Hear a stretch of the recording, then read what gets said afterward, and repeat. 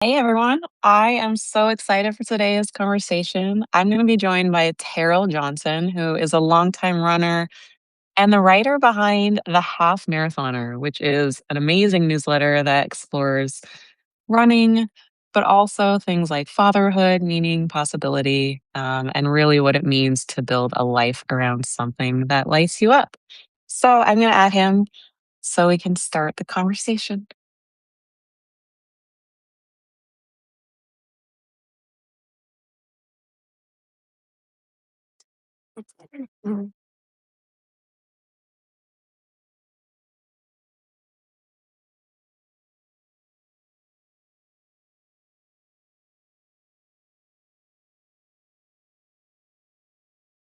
Just waiting for the tech.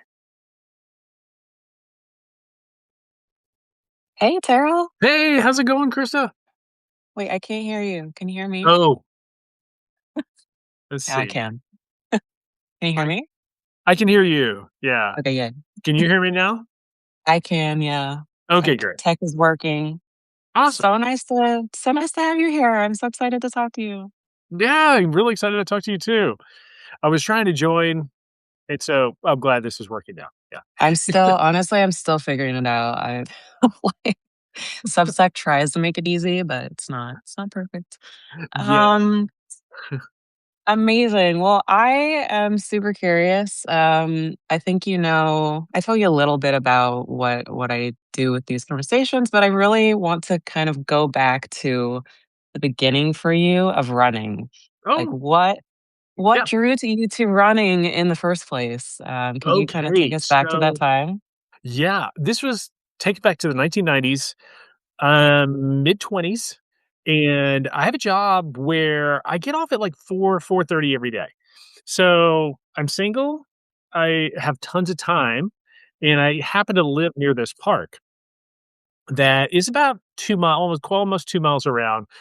I just need something to fill my time, and so Amazing. I just start, going out there in the afternoons after work and going for a jog just once around that park.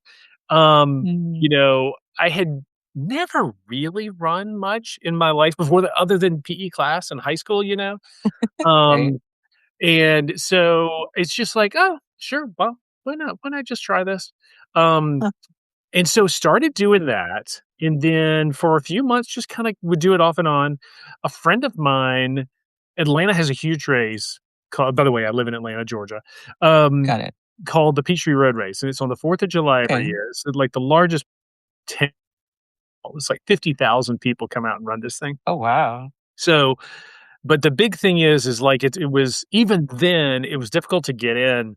You had to go and get the Sunday paper on Saturday morning and make sure you had filled out the application and postmarked it that day, that morning, because otherwise it was just so many applications, you weren't gonna get it unless by some just luck. So, did that, and then a group of us did that, and it was just an absolute blast. I had so much fun doing it. It's hot. It's on the 4th of July, so Yeah, Atlanta in the summer. Atlanta in the summertime is hot.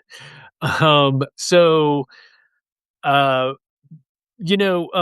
running that, you run down the street, people give you beer, people give you donuts, people give you anything, and I was like, "This is just a ton of fun." I really love doing it, and it's just a fun thing to be a part of. And then later, I met someone on a blind date who was a big runner, and she was running a marathon, which is 26 miles. 10K is just 6 miles, 6.2. And I was like, well, I mean, that just seems completely foreign. I could never, ever do something like that. Of course. And then she said, "Well, why don't you do it with me?" And so it was this kind of thing where you raise money. So you had to raise about Yeah. $2,500 and they fly you to Bermuda. They pay for your hotel, they pay for your flight, as long as you raise enough money it was for a charity called the Mm, Arthritis Foundation. And then they provided us coaches. And so every week we would meet for they give us a training plan and everything like that. And that's very cool. yeah, and so running 6 miles is obviously something, but it's like most people probably think, "Oh, I could do that." Running 26, what I found is the training really expanded my beliefs of what's possible. Mm, So, you started out with an 8-mile long run at the first group run, and every mhm, week you just added a single mile. And if you look at that list and you think, "There's no way I could run 15 miles."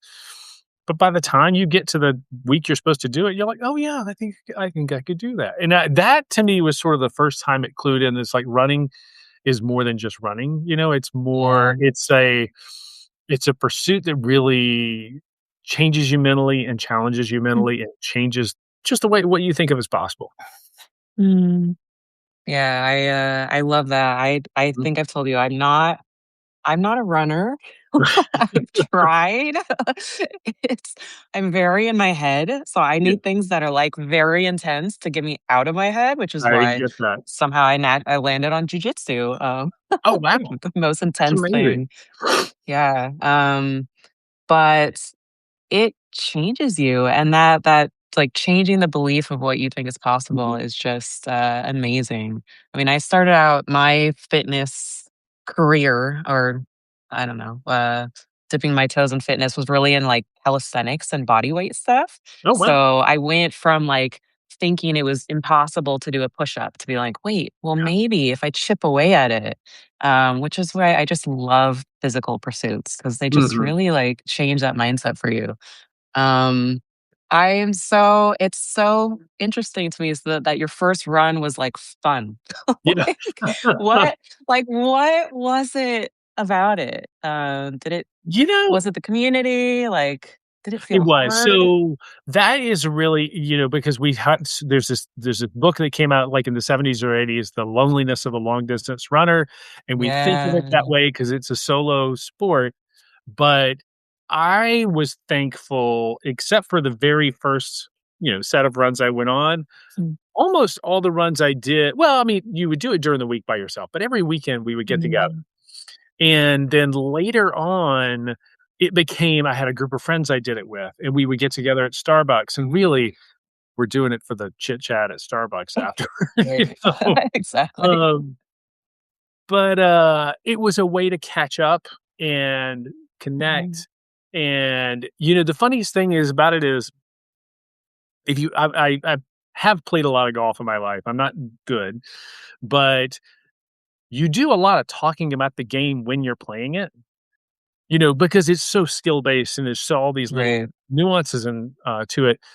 Running, you don't really talk about it when you're doing it. You just do it and you talk about everything else. So you talk about your life, Mm, you yeah. you know, you connect, you share, and it's this it's just a really fun way to do that. It's a Mm, as opposed to going out and drinking a bunch of beer at night, it's exactly. Yeah, right. it's a fun way to connect with people that way. And Mm, so I just had these wonderful friendships that I developed, mm. as a part as through doing that. Yeah, that's such a good point because a lot of times I've talked to people about, like, how they got into the thing that they love, and often it's for a personal reason, but then Mhm. it becomes something they stick with for the community. Yeah, Because yeah, it's like you meet people, you connect with them, you do hard things together. right, Like, exactly. yeah, that's so cool. Okay, so tell me about half marathons specifically. Sure, so and that was completely an accident, almost, I mean, because basically, the reason I started my newsletter came out of a different website that I owned. It was called halfmarathons.net. It was just Half Mm, Marathon Guide, and I started that purely because I saw an article in the Washington Post about Google AdSense huh. and the money you could make by putting Google ads on your website. And so I Wait, when thought was this? this was in 2006. And thought, well, I have some HTML skills. Been Uh, a website developer before that, been a big runner. I was like, maybe I could sort of match these two things. mm, And I ended up building the site because the domain name was available. There was already a marathon guide website. And mm, I thought, well, these half sort of seem interesting as well. Let me try that. So huh, I started running them, and I noticed in Atlanta had one that started right around that time, and it was the ING marathon and half at the time. But you would go at the time to the race expo to get your number, and I noticed there were Mhm. 2 sheets of paper for all the marathon entrants, but then there was, like, 12 sheets of paper with all the half marathon entrants. I was like, "Okay, this is something people can actually do this." Because to Yeah, train for a full marathon, if you're really gonna train for it, it really if I I use this phrase, "dominates your life," and it sounds extreme, but it kinda does, you know? I Like, understand. I mean, people who do, like, these Ironmans, I have no idea how they do it because It's so much time, it right? almost has to be a job. Yeah, it really does. It's like basically is, Yeah. like, it's Either it's you're a lot. independently wealthy or you have a Exactly. spouse or partner who is gonna support this for 6 months or whatever, how long it takes to do that. Marathons, you don't need to do that, but Mm, it's basically taking up all your free time, whereas a half is right. doesn't involve the same level of commitment and time. And, so it was sort of this Goldilocks distance, Yeah. you would still be willing to travel for it, you would still be willing to go somewhere for it, but, you're not going to just be completely physically destroyed the next day. Um, Yeah. Because give us a sense of, like, the time, like, if you're going out to run 6 miles, like, how much time are you budgeting for that? so you're gonna be roughly an hour to an hour and 20 just for those 6, so if you're gonna need to do that 3 to 4 times a week, in addition Right. to a weekly long run of 10 miles or more that's going to Mhm. take you 2 hours, 3 hours, and you're also going to be tired, especially after the long run. So, Exactly. like, Saturdays, we would do our long runs, and you would just be zonked. So the rest of the Yeah. day, you're really tired. Now I could do that when I because the first time I did it, I was 25 years old. It's a little harder at 55. You can do it. You can do it. It's just when when you're at your peak at age 25, I found it to be fast twitch muscle fibers and everything were firing on all Mm. cylinders then. Got it. Mm. So you went and tell me about your first one. Oh, it was in Bermuda, and it That was your was first half yep, marathon? yeah. No, I'm sorry, the first marathon. First half marathon Oh, was in first marathon. Atlanta. Okay, okay. And it was that ING race, Got it. and then I went on to race because I felt like, "Okay, I've got this website. I need to go check out as Yeah. many of these as I can. My name is not Rockefeller. I cannot go to 200 races, but I can go." I went so I did a bunch. I did races in New York. I did races in Mm. Denver, in Idaho, in couple in California, in San Francisco, uh, to both of which went across the Golden Gate Bridge, and that was a ton of fun. And I remember calling my sister when I was running across the Golden Gate Bridge. Guess where I'm calling from? Uh, and where else did I go? Florida and did I do one in Chicago? I've done and been a bunch of places, and so just enjoyed. The New York City one was amazing. That was in So March. Yeah.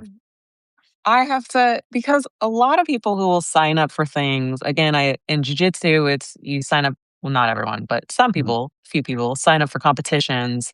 Runners sign up for races. People voluntarily sign up for triathlons. Like a lot of times people come away from it, they're thinking like, okay, I'm glad I did that. That was great, but oh my gosh, it was hard. Yeah. And for you, it was like you keep just saying it was fun. I know. Which sounds amazing. Yeah. Um, Yeah, it was is that fun. just what sticks? That way say that again, I'm sorry? Is that just the part that sticks for you? Like, is it hard at times? Like, I'm just so I think curious. because I had run and then I ran 2 more full marathons after that first one. So Yeah. knowing, okay, 26 miles, I think the first time I ran a half marathon, I was sorta like, "Oh, 13, we're done. That's it." Oh, I see. I think that was sort of the mental map I Mm, had. And then I said, "Well, I can do this," like, it mm, was now it's harder for me to do. It's like a lot. But at first, when I first started doing it, I was like, "Oh, well, yeah, I can do this." yeah, interesting. Yeah.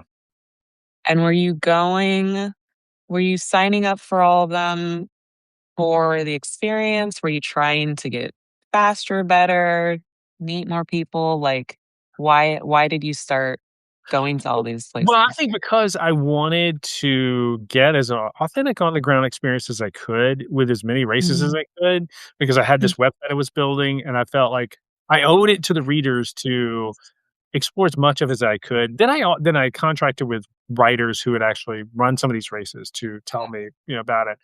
Um, and then at the time, people did lots of race reviews on their own blogs, and so I was Mm. able to read about it from those as well. This was, like, But, peak vlogging time, oh, right? right, Like, it was the late 2000s, yes. and, like, Tim Early Ferriss type stuff, mhm, so, like, 2010, that's right. yeah, super interesting. I started a blog a few years after that, so, like, I remember all Oh, this did you? stuff, Yeah. like, yeah. Um, so you wanted to write about it, then what? Did you want to build, or did you think you were gonna build this big community? Like, what happened Yeah, after that? so that again, it started just as a way to make money. Yeah, I thought I'd never really and then I learned about search engine optimization through doing it. right. Got this book, this forget it, Search Engine Optimization, an hour a day, I remember it. And, And it just started getting more and more traffic, and then I got interviewed because it started to come up in Google results. I would get interviewed, like, the New York Times called me and did an interview with me, and the Wall Street Journal called me and did an interview with me. So they would put links, and then that would just search it even more, and it was just incredibly lucky timing that this happened to be this ascendance of this race distance in the running world became, like, the 2nd most popular distance to run after the 5K. And, Mhm. when I first started, there were several hundred halves in the US.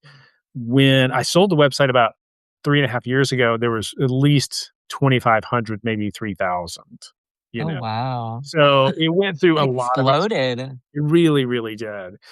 And then I started the newsletter in 2015 because I had a couple of days when the website just crashed and the back end went completely down. And I was like, I need some way to communicate with people Mm, if something goes wrong.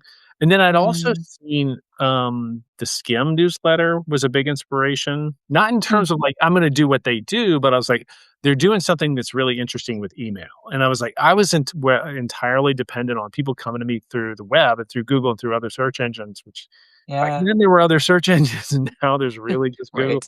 you know? Um, Well, now AI as well. right, right, right. Exactly. Yeah. You're right.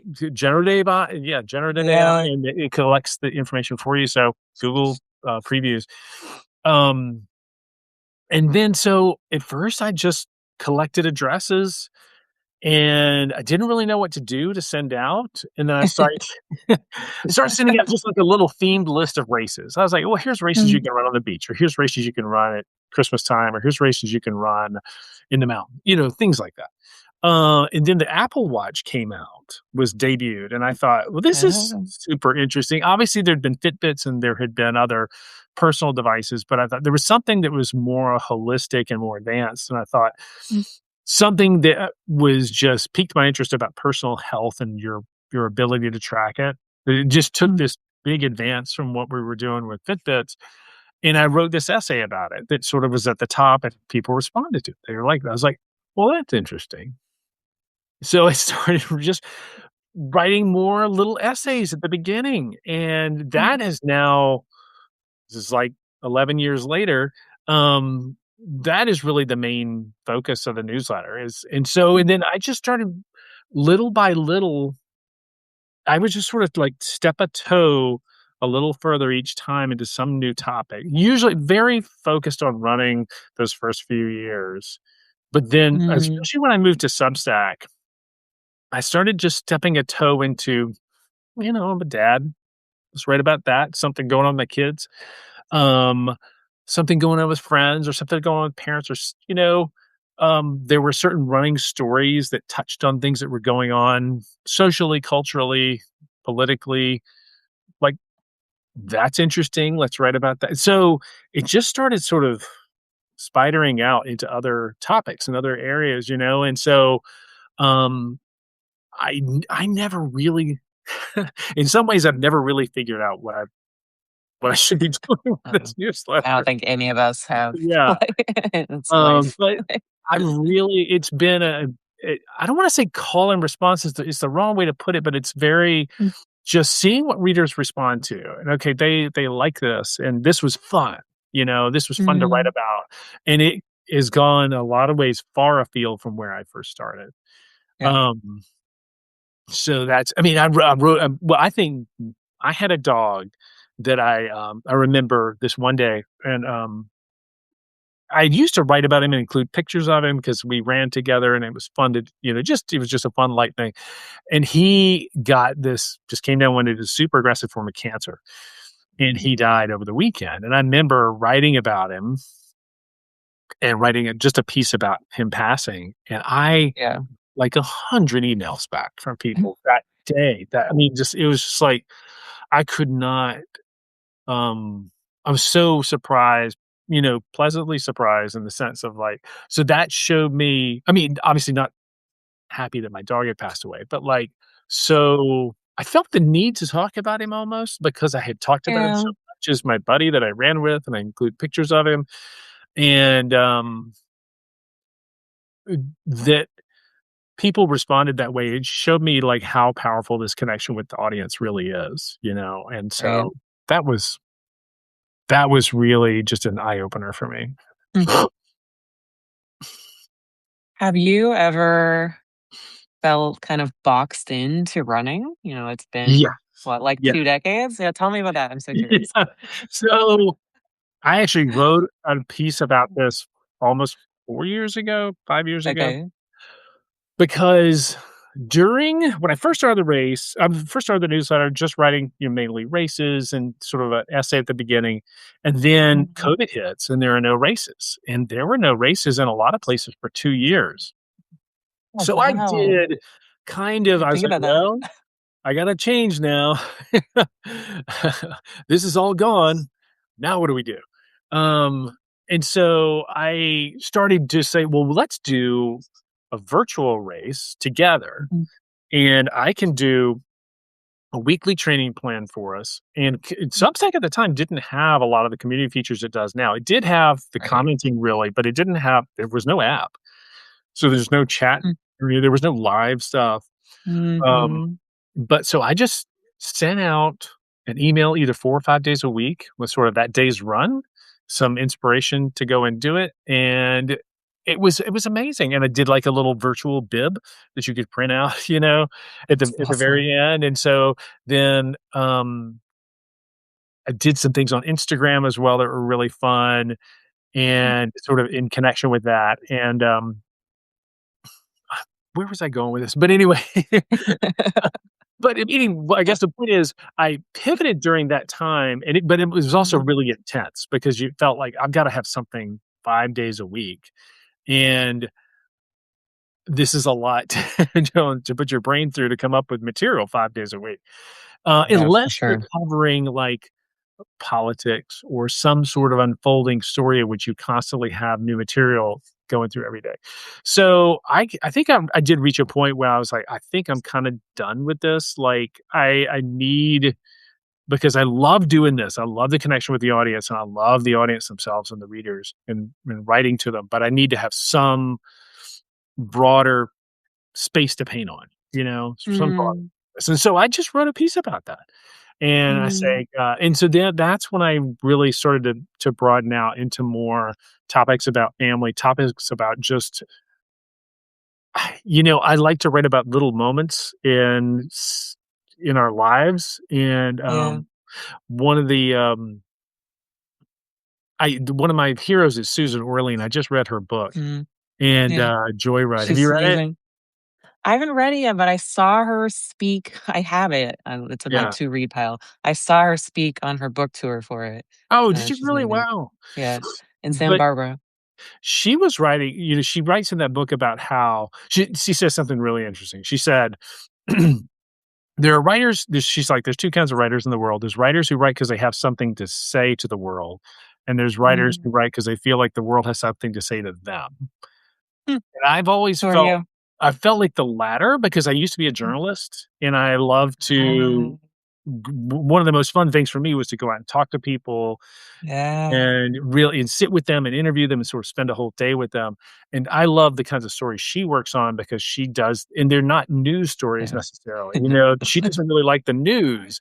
And Yeah. she had a hard no, I don't wanna say it took her a while to figure out, "How do I do this thing I'm really curious about?" But it's not like if you were to go and apply for a job as a newspaper reporter at the time, you would go and cover politics or you would go and cover business or you would cover sports. And she's like, I want to cover this kind of this in between thing. And I like that. I'm drawn to that as well. Like I like to cover, I don't even know, like every week it's always I find something. I find inspiration from reading and I find inspiration just there'll be just things I notice out in the world. But it's all I don't have no plan. I am going week to week. Which I've been doing That's for so 11 cool. years. Yeah. Wow. Yeah. How about you? What about Do you plan yours? no. No. I always get advice that I should have an editorial calendar and Right. but I just, like, have to write from inspiration. Yeah. Like, it's just I find that it's too much too. fun. Yeah, no, it's like something that really lights you and that's the fun too. I Yeah. have had things light me up, had a moment when "Oh, I'll write about that later." Doesn't Yeah. work. You gotta do it then. You gotta catch the butterfly Exactly. moment where it's going. Exactly. Yeah, Yeah. or it doesn't feel the Totally. same, you know? Totally agreed. Mm. Um, what about do you still run? I Do you do. have I am running class? I'm not training for anything right now. Mm, I was going to do and I've done a couple more races. One thing that was really fun in 2023 in the fall, because we had built such a great connected community, um, in COVID and coming out of COVID, these Friday thread discussions were a big part of that. We got together in me and about 12 other subscribers and ran the Richmond Half Marathon in Richmond, Virginia together, which was so much fun. I mean, it was really, we got together the night before for dinner and we were chatting through the weekend and, got together after the race at the finish line. And that's another one I remember. Like, I was pretty tired. It was November, so it was kind of cold.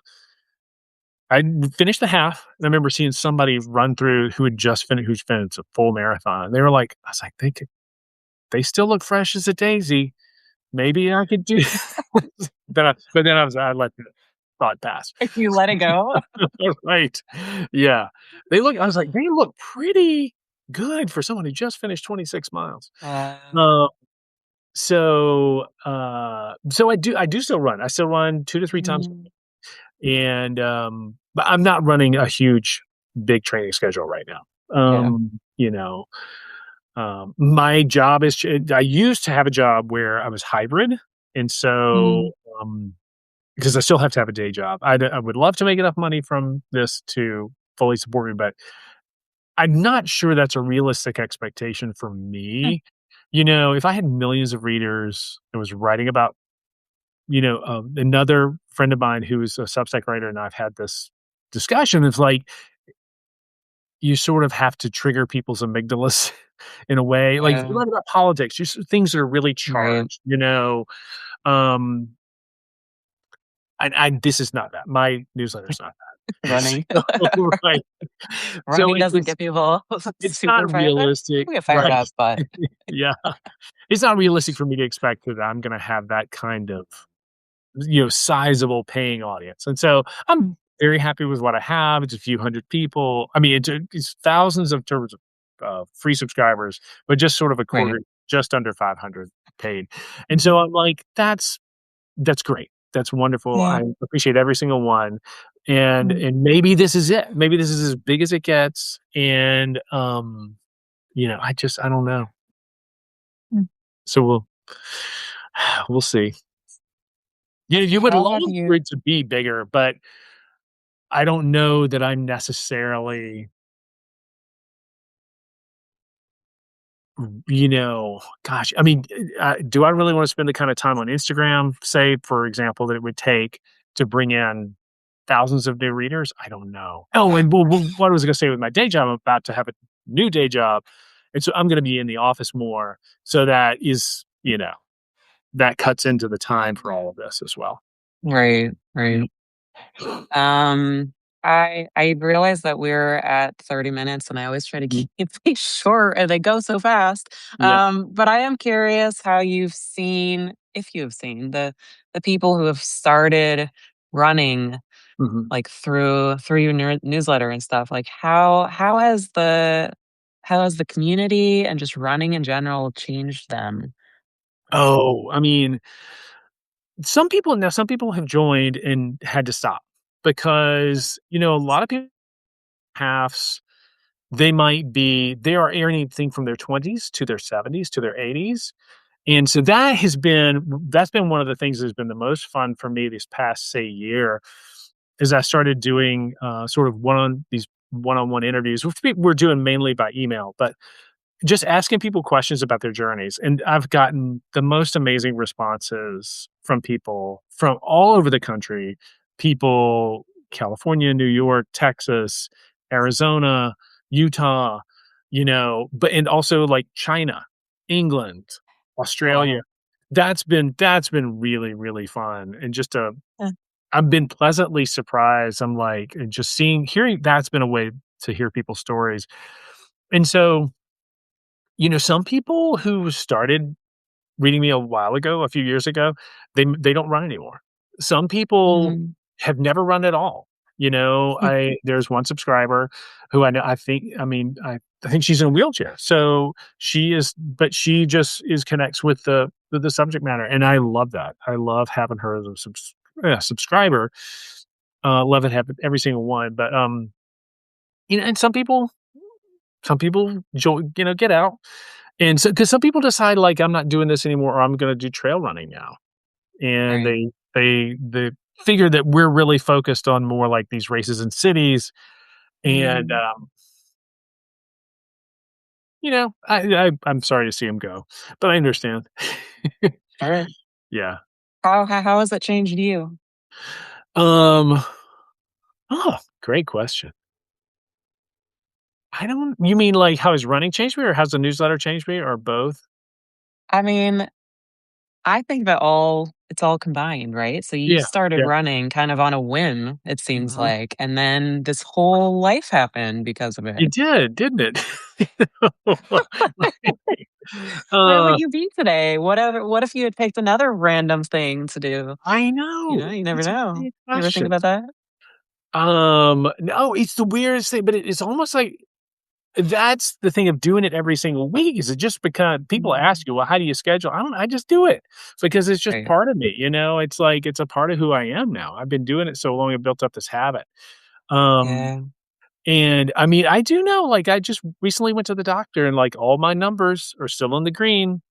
And I think that I chalk that up 90% of that to being a runner all these years, because I know Yeah. a lot of people, especially guys, men my age, who are on blood pressure medication, statins, whatever have you, or have to make some big changes, who Mhm. even aren't even with us anymore. And so, like, I think that it's been a huge boon to my own health, and I Mm. just like it mentally. Like, I think I need it. Mm. I think I need it to stay, because I'm introverted, I'm a sensitive guy, and, you know, I'm not so much now. Like, now that I'm older, it's different, but, like, when I was Mhm. younger, especially, my internal pendulum would really swing wide. So, I running understand. helps to balance me and make me feel Mhm. more at peace, um, and it just sort of physically reset me. Mm. I think Yeah, that's a huge part of it. I can relate and Yeah. understand. I would imagine jujitsu does the same for you. I mean, Oh my gosh, it yeah. uh, a very Yeah. centering thing to do. But in general, exercise, just having but not even like I'll let you go after this, but, like, when I see people go to the gym and they're just, like, mindlessly going on the elliptical Mhm. machine, like, it's fine, but but it's better I'm gonna take a stand Yeah, here. It is better to find something that you're interested in with yeah, a community that's interested in it with you. It completely. adds so much Yeah, to life as you've clearly found, so yeah. Yeah, some Very people I'm cool. still friends with 30, 35 years later are people who I It's first started. amazing, right? Yeah, Yeah. yeah. It's really Yeah. I completely agree.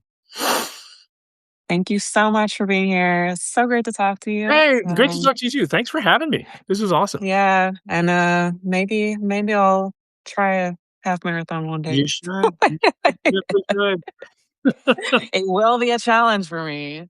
Yeah. So, I'm, like, 1 mile in, and I'm like, "Oh my gosh, this is so boring," but Well, so he just this man, he was very influential here in Atlanta, especially. His name was Jeff Galloway. He just passed away yesterday. He was known oh, nationwide, wow. but he very well known here in Atlanta, and he came up with the run, walk, run method. Like, it sounds Oh, obvious, but back then when he started, it was really mostly men doing it, mostly men who were running and yes. running very fast in races. Right. And so he that method allowed a lot more people to get involved in running, and because when I ran my first marathon, people I remember at least a couple I was young, I was in my 20s, but there were people like in their, say, their 40s, and they got hurt, they got injured because running is very pe lots of people get injured, Yeah, every people don't understand that. right. They get Right? their plantar fasciitis or they hurt their knees or hurt Uh, their ankles. Because they're trying to run too fast. Because we all think we're supposed to run fast because that's what we see. If you go to Instagram, you're gonna see very fast runners. There's a whole running world on Instagram, and there's nothing wrong with it. It's just you have to think about what you can do, and so Galloway was big with I think he first started coaching running if he was, teaching at a college, and he agreed to coach a run to do a running class, and he just started people just running, like, 1 minute, you know? oh, And then gradually he's like, "Okay, so about the goal at the end of the wow. class is you run like a 5K with a smile on your face at the end." And and he did it. So Fun. Back to your literally fun. millions of runners he has coached over the years. Wow. He was, like, the coach at Run Disney, and he had these retreats, and big, well-known guy, so Very cool. Thank you so much, Terrell. So great to meet you. good to meet you too. Bye. Bye, everyone. Bye-bye.